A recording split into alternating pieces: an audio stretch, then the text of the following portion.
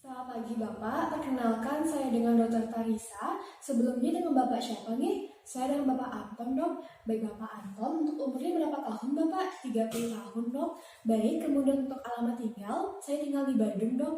Baik, kemudian untuk pekerjaan saat ini apa ya Pak? Sebagai guru dok. Baik Bapak datang ke sini berkeluhan apa ya Pak?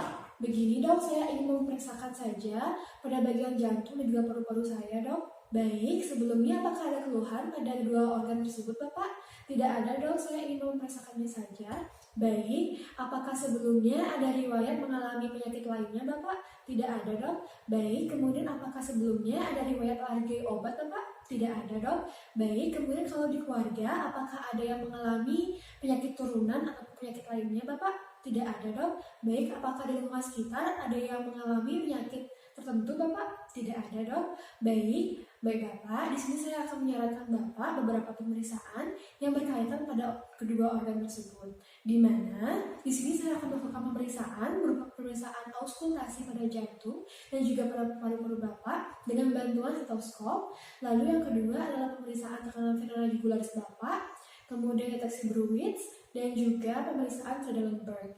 Di sini juga saya akan menyarankan Bapak untuk melakukan pemeriksaan penunjang berupa X-ray yang dimana nanti akan saya bantu untuk dibaca. Baik Bapak, sebelumnya apakah ada pertanyaan Bapak? Tidak ada dok. Baik, kemudian apakah Bapak bersedia untuk melakukan pemeriksaan ini? Bersedia dok? Baik, kalau begitu saya mohon bantuan Bapak untuk melepaskan terlebih dahulu pakaian bagian atasnya dan silakan untuk tidur di bed pemeriksaan ya Pak, sembari saya menyiapkan alat dan juga pencuci tangan. Baik Bapak, silakan Bapak, saya akan mencuci tangan terlebih dahulu.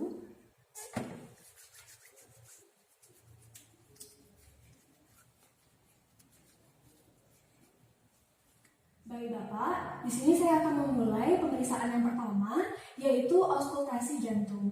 Di mana di sini saya akan dibantu dengan menggunakan alat bantu stetoskop. Lalu di sini Bapak sebelumnya sudah tidur dalam posisi 30 derajat nih Pak untuk bednya. Kemudian di sini saya mohon Bapak untuk tetap rileks dan juga tenang. Kemudian silakan untuk bernafas seperti biasa. Dan juga nanti posisi Bapak dapat berubah, yaitu seperti miring ke samping ataupun duduk, yang akan membantu terjadinya pemeriksaan. Nah sebelumnya saya mohon Bapak tetap rileks nih Pak. Saya mulai nih Pak. Saya mulai nih untuk yang pertama, di mana di sini saya akan mendengarkan terlebih dahulu suara dari jantung Bapak, yaitu pada bagian katup mitral, di mana saya akan mendengarkan pada daerah apex cordis atau ictus cordis nih, yakni pada linea midclavicularis sinistra. Saya mulai nih Pak.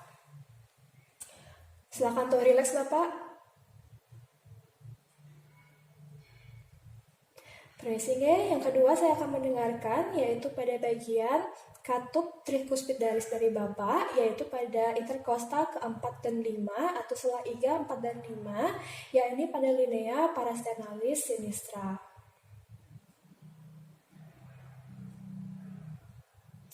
Baik, selanjutnya yaitu saya akan mendengarkan pada katup pulmonal Bapak, yaitu pada interkostal kedua atau sela iga kedua, linea parasternalis sinistra.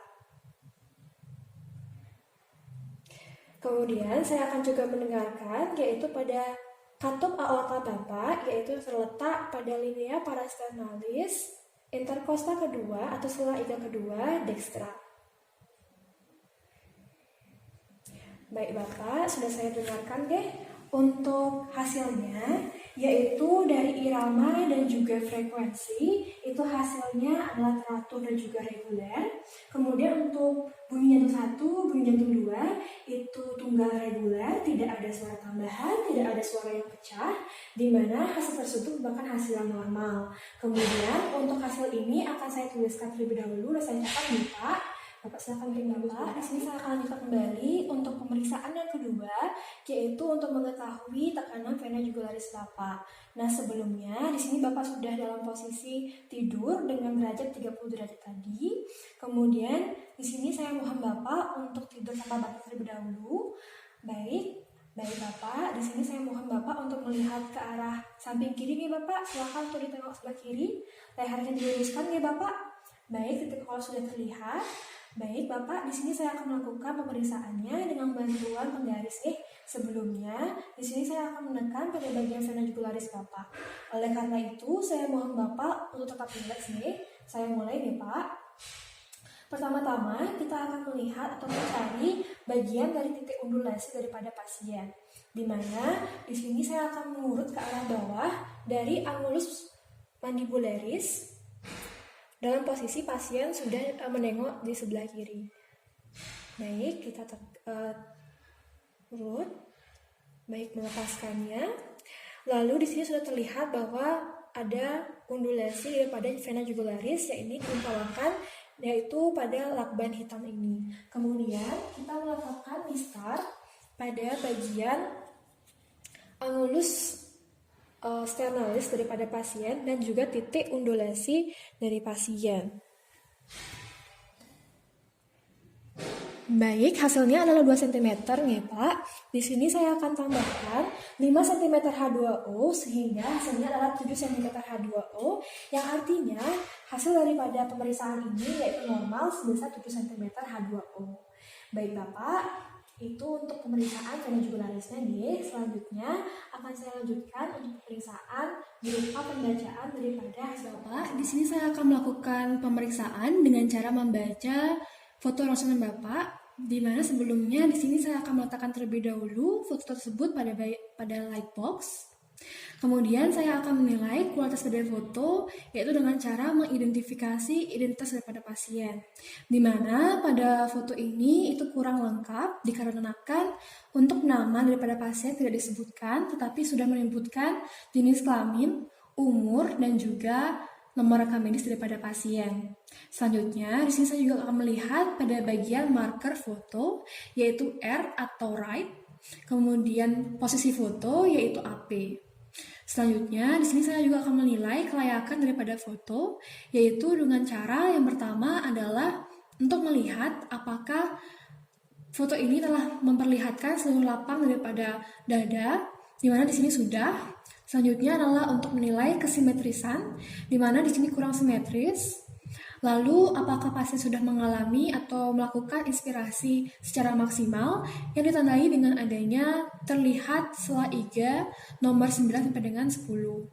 Kalau di foto, itu tidak terlihat, yang artinya pasien itu kurang melakukan inspirasi secara maksimal. Karena di sini hanya terlihat sampai pada sela iga nomor 8. Selanjutnya adalah untuk melihat apakah sinar X-nya sudah cukup atau belum. Apabila cukup, ditandai dengan adanya terlihat pada bagian torakal nomor 3 sampai dengan 4, di mana pada foto itu terlihat sampai dengan torakal nomor 4, yang artinya dia secara keseluruhan pada foto ini kualitas fotonya itu kurang baik karena identitas kurang lengkap, tidak simetris, dan tidak melakukan inspirasi secara maksimal. Selanjutnya, di sini saya akan menginterpretasikan daripada jantung. Yang pertama, untuk ukurannya kita melakukan dengan cara metode CTR. Pertama-tama, kita juga akan menarik garis, yaitu dari garis terjauh pada sinus costophrenicus yang disebut sebagai DTX1. Selanjutnya, kita akan menarik garis tengah daripada trakea ke arah DTX1. Kemudian kita akan menarik garis dari sisi yang paling jauh dari garis tengah ke arah kanan yang disebut sebagai T1, kemudian ke arah kiri disebut sebagai T2, di mana cara untuk menghitung CTR adalah dengan cara T1 ditambah dengan T2 dibagi TX1 dikali 100%. Apabila pada foto itu lebih dari 50%, maka pasien mengalami kardiomegali. Selanjutnya adalah untuk menilai bentuk daripada jantung dari pasien, yaitu bentuknya seperti buah pir, yang artinya normal. Selanjutnya adalah untuk melihat pada bagian aorta pasien, apakah terdapat elongasi ataupun tidak. Kemudian di sini kita juga melihat aorta knop, di mana dengan cara dari garis tengah tadi kita menarik garis terjauh ke arah ke arah kanan yang disebut sebagai A1, kemudian ke arah kiri disebut sebagai A2. Di mana apabila A1 ataupun A2 itu lebih dari 4 cm, maka pada aorta terdapat dilatasi. Selanjutnya adalah kita menilai pada bagian segmen-segmen ruangan jantung, apakah terdapat pembesaran atau tidak. Di mana pada foto tidak terdapat pembesaran, yang artinya normal. Kemudian kita melihat pada bagian paru-paru, yaitu apakah hilusnya terdapat dilatasi. Pada foto tidak terdapat dilatasi. Kemudian selanjutnya kita juga melihat vaskularisasi daripada paru-paru itu sendiri. Di sini terlihat adanya peningkatan vaskularisasi. Selanjutnya adalah melihat parenkim dan juga sinus daripada paru-paru, di mana tidak terdapat adanya effusi pleura ataupun sinus skizofrenikus yang tidak terlihat. Baik, untuk kesannya daripada foto ini adalah kualitasnya kurang. Yang kedua adalah adanya peningkatan daripada vaskularisasi paru-paru. Untuk bagian jantung tidak ada masalah. Baik Bapak, untuk selanjutnya adalah pemeriksaan Trendelenburg. Nah di sini saya mohon Bapak untuk tetap rileks juga. Silakan untuk duduk sebentar Bapak. Baik, bisa dibantu untuk menemukan kakinya yang sebelah kanan sampai batas pinggul Bapak. Baik, kemudian di atas tingkat jantung. Baik, terima kasih. Di sini saya akan mengikat sedikit nih Pak pada bagian paha Bapak dengan menggunakan tourniquet ini. Permisi nih Pak. Kemudian mengikat tourniquet pada bagian paha pada pasien, tapi tidak terlalu erat. Baik Bapak, bisa dibantu Bapak untuk turun dan berdiri. Baik, kemudian di sini saya anggap bahwa pasien telah dalam posisi berdiri. Kemudian kita melihat apakah terdapat pengisian vena selama 20 detik. Baik, ketika sudah 20 detik, maka tourniquet bisa dilepaskan. Baik Bapak, saya akan lepaskan di tourniquetnya.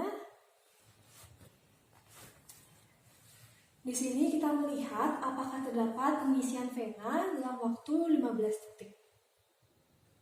Baik, untuk hasilnya negatif nih Pak, yang artinya normal.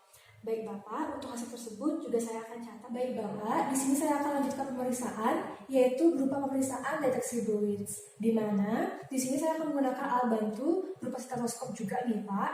Untuk itu saya mohon bantuannya untuk tetap rileks nih Pak. Saya akan melakukan pemeriksaan deteksi Bruins, di mana lakban hitam ini merupakan penanda arteri-arteri yang akan saya periksa. Baik Bapak, di sini saya akan mulai nih Pak. Silakan untuk rileks nih Pak. Yang pertama, saya akan mendengarkan terlebih dahulu, yakni pada arteri carotid communis bagian dekstra.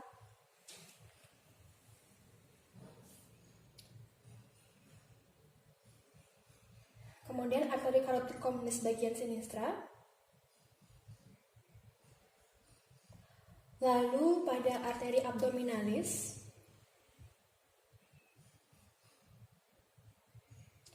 Lalu pada arteri renalis dekstra. Kemudian arteri renalis sinistra, lalu arteri iliaca dekstra, lalu arteri iliaca sinistra, kemudian arteri femoralis dekstra, kemudian arteri femoralis sinistra. Baik Bapak, pemeriksaannya sudah selesai nih Pak, di mana untuk hasilnya adalah normal, tidak ditemukan adanya Bruins pada arteri-arteri yang sudah salah. Di sini saya akan melakukan pemeriksaan, yaitu auskultasi pada bagian paru-paru Bapak, di mana di sini saya akan mendengarkan suara pada nafas Bapak dengan menggunakan stetoskop ini.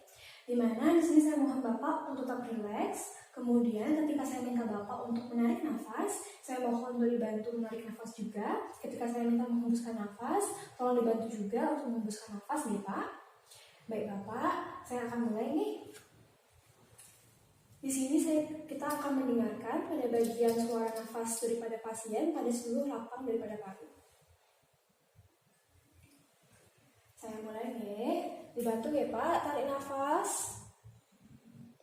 Hembuskan, tarik nafas, hembuskan.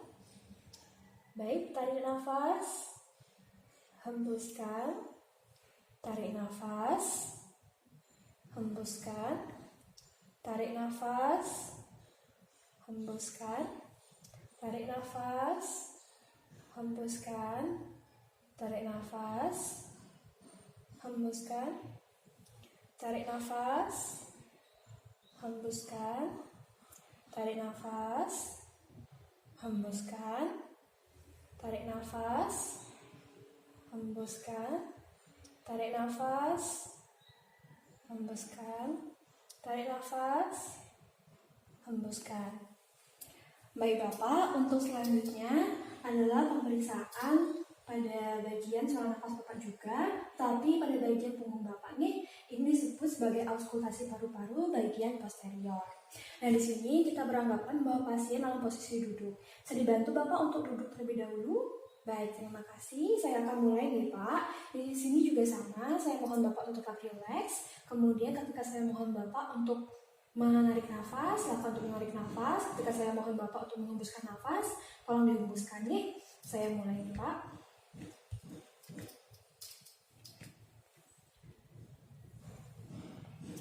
Di sini juga sama, kita akan mendengarkan pada bagian daripada bagian punggung pasien untuk mendengarkan suara nafas daripada pasien. Baik Bapak, saya dibantu untuk tarik nafas. Baik, hembuskan, tarik nafas lagi, hembuskan, tarik nafas, hembuskan, tarik nafas, hembuskan, tarik nafas, hembuskan, tarik nafas, hembuskan, tarik nafas, hembuskan, tarik nafas, hembuskan, tarik nafas, hembuskan, tarik nafas, hembuskan, tarik nafas, hembuskan, tarik nafas, hembuskan. Baik Bapak, untuk pemeriksaan pada bagian auskultasi paru-paru Bapak, itu secara keseluruhan untuk suaranya adalah tunggal vesikuler yang artinya normal. Baik Bapak, untuk pemeriksaannya sudah selesai ya Pak. Untuk itu, semua hasilnya akan saya jelaskan pada meja pemeriksaan. Bapak saya persilahkan untuk kembali memakai pakaiannya dan menunggu sembari saya cuci tangan. Silakan Bapak. Pasien, kita melakukan tindakan aseptik kembali.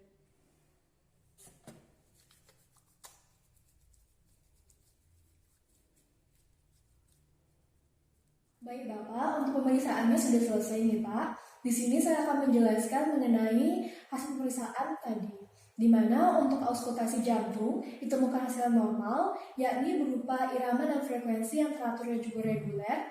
Lalu untuk bunyi jantung 1, bunyi jantung 2 itu tunggal dan juga reguler.